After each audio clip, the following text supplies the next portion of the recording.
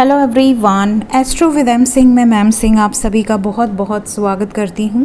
हमेशा की तरह मैं आ गई हूँ आपके पर्सन की एनर्जीज़ और उनके मैसेजेस के साथ। देखते हैं कलेक्टिव लेवल पे अभी इस वक्त आपके पर्सन की एनर्जीज़ क्या हैं और उनके मैसेजेस क्या हैं आपके लिए। तो अपने पर्सन को याद कर लीजिए, एटलीस्ट 3 टाइम्स उनका नाम ले लीजिए ताकि ज़्यादा से ज़्यादा एनर्जीज़ आप तक पहुँच सकें।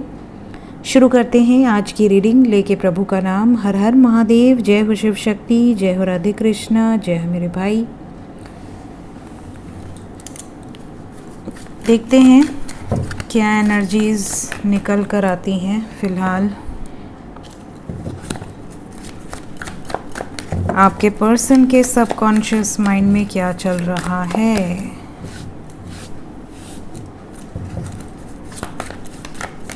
Five cards, angels.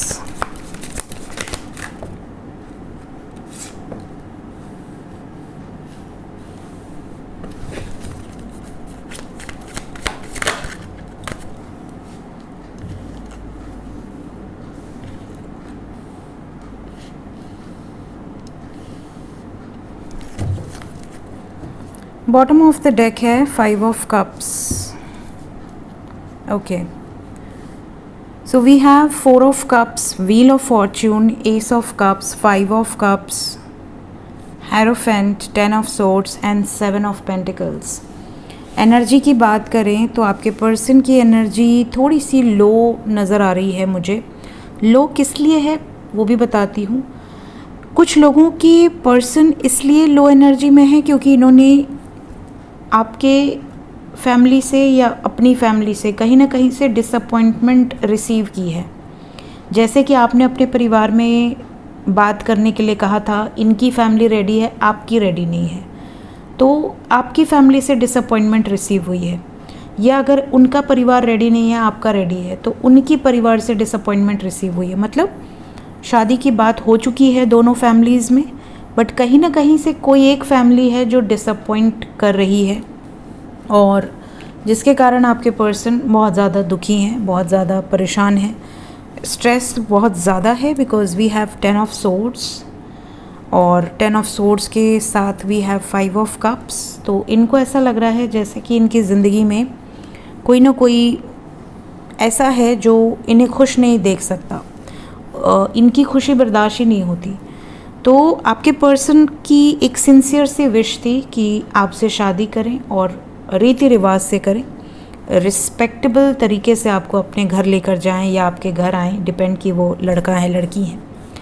लेकिन इतनी छोटी सी जो इच्छा थी, इनकी सारी प्लानिंग धरी की धरी रह गई। जितनी भी इन्होंने प्लानिंग करी थी, जितने भी इन्होंने स्ट्रैटेजीज़ बनाई थी कि ऐसे कहेंगे वैसे कहेंगे, ये करेंगे वो करेंगे, सब धरा का धरा रह गया। और इनको इस वक्त पे ऐसा लग रहा है जैसे ये बहुत बड़ी एक चेंज से गुज़र रहे, एक ट्रांजिशन से गुज़र रहे हैं और लव लाइफ में इमोशनली बहुत हर्ट हैं। कुछ लोगों के पार्टनर को तो अब ऐसा भी लगने लगा है कि मतलब शायद हमारे भाग्य में है ही नहीं या हमारी डेस्टिनी में आखिर है तो है क्या। फ़िलहाल तो ये कुछ लोगों के पर्सन की एनर्जी में ये भी नज़र आ रहा है कि ये डेस्टिनी पर बिलीव ही नहीं करते। भाग्य क्या है, कर्मा क्या है, इनको किसी चीज़ से फ़र्क नहीं पड़ता। इनको बस इतना पता है कि मुझे एक नई शुरुआत करनी है और अपने प्यार के साथ ही करनी है। और ऐसे ही लोग सक्सेसफुल होते हैं लाइफ में जो ज़िद्दी होते हैं। किसी भी चीज़ को पाने के लिए जब तक आपके अंदर ज़िद नहीं होगी, तब तक आपके अंदर वो चाहत ही नहीं है, तो फिर आप उसको अचीव कैसे करेंगे। तो वो शिद्दत होनी चाहिए, वो चाहत होनी चाहिए, वो ज़िद होना चाहिए। चाहे वो आपका करियर हो, कुछ अचीव करना हो। बहुत सारे अटेम्प्ट करते हैं लोग, जब तक उनको सक्सेस मिल नहीं जाती तब तक अटेम्प्ट करते रहते हैं। तो लोग कुछ भी बोलें, समाज कुछ भी बोले, उनको किसी चीज़ की परवाह नहीं होती है, वो ज़िद में होते हैं। तो प्यार भी एक ऐसा सिचुएशन है जिसमें ज़िद बहुत ज़रूरी है। और अगर ज़िद रही तो डेस्टिनी क्या है, आप भाग्य को बदल सकते हैं। आपको एक तरीके से ऐसी एनर्जी होगी कि यार मेरे लिए कुछ भी मैटर नहीं करता, मैं तो इसी से शादी करूँगा या इसी से शादी करूँगी, नो मैटर व्हाट। कई बार ऐसे इंसिडेंट्स होते हैं कि लड़का लड़की प्यार करते हैं, लड़की का एक्सीडेंट हो गया या लड़के का एक्सीडेंट हो गया, कुछ अंग भंग हो गए, कुछ मेजर एक्सीडेंट हुए, किसी का हाथ नहीं है, किसी का पैर नहीं है, बट स्टिल दे लव। आपने ऐसे बहुत सारे केसेस देखे होंगे जहाँ पर प्यार ख़त्म नहीं होता, प्यार कम नहीं होता, बल्कि और बढ़ जाता है और रिस्पॉन्सिबिलिटी बढ़ जाती है। तो वहाँ पर चाहे कितना भी लोग पीछे पड़ें कि नहीं नहीं यू डिज़र्व बेटर, बट सामने वाला हमेशा यही कहेगा, अगर सच्चा प्यार है तो वो यही कहेगा कि मतलब मेरे लिए तो यही इम्पॉर्टेंट है, क्योंकि मैंने तो आत्मा से प्रेम किया है, शरीर तो मैटर ही नहीं करता। तो जहाँ पर भी सोल से बॉन्ड कनेक्टेड है वहाँ पर चीज़ें मैटर नहीं करती, और वही लोग इस डेस्टिनी में एक दूसरे के साथ आगे बढ़ने के लिए तैयार हो रहे हैं। तो इनकी एनर्जी में दुख है, दर्द है, तकलीफ़ है, और बहुत ज़्यादा रिजेक्शन की एक भावना है कि मतलब क्या होगा, कैसे होगा। थोड़ा सा पॉसिबिलिटी ये भी है कि अगर आप कांटेक्ट में थे तो थोड़ा सा डिस्कनेक्ट हो सकते हैं आपके पर्सन इस टाइम पीरियड में, क्योंकि एनर्जी इज़ लो, तो अपने आप को रिकवर करने में थोड़ा समय इनको लग सकता है। लेट्स चेक कि मैसेजेस क्या हैं आपके लिए।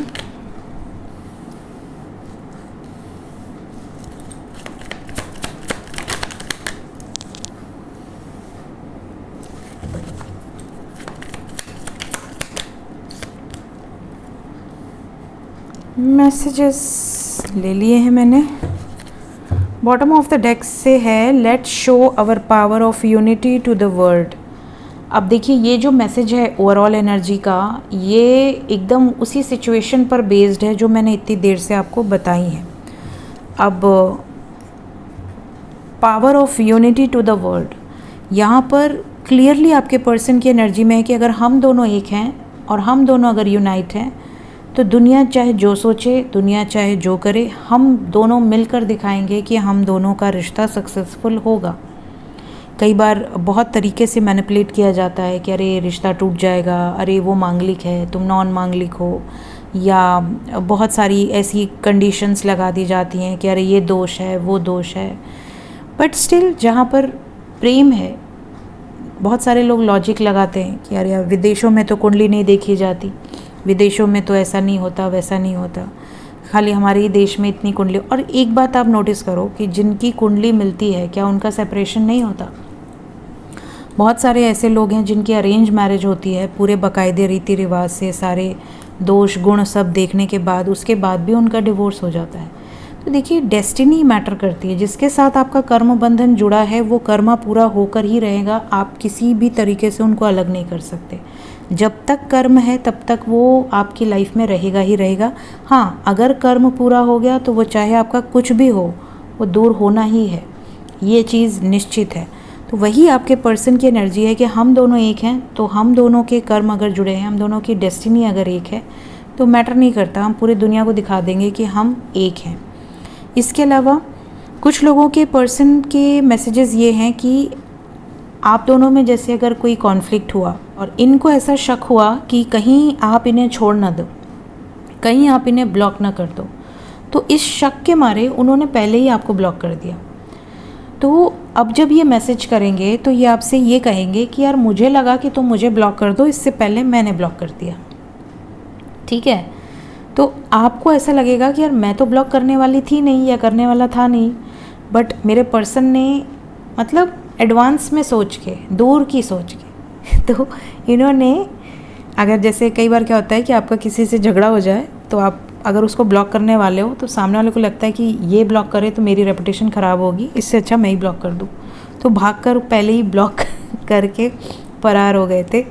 अब वापस आके ये सॉरी बोलेंगे और गिल्टी भी फील करेंगे, ठीक है। तो ये अजीब सा सीन है, बट कुछ लोगों के लिए ये मैसेज है। इसके अलावा कुछ लोगों के पर्सन का ये भी मैसेज है कि वो आपसे अपनी ट्रू फीलिंग्स एक्सप्रेस करने में कहीं ना कहीं चूक गए। जैसे कई बार एक रिश्ता रहता है दोस्ती का, बड़ा प्यारा सा, उसमें 5 साल 6 साल 7 साल आप रहते हैं, किसी एक को मोहब्बत हो गई या दोनों को ही मोहब्बत हो गई, कोई एक है जो एक्सप्रेस कर देता है और कोई एक है जो एक्सप्रेसिव नहीं है।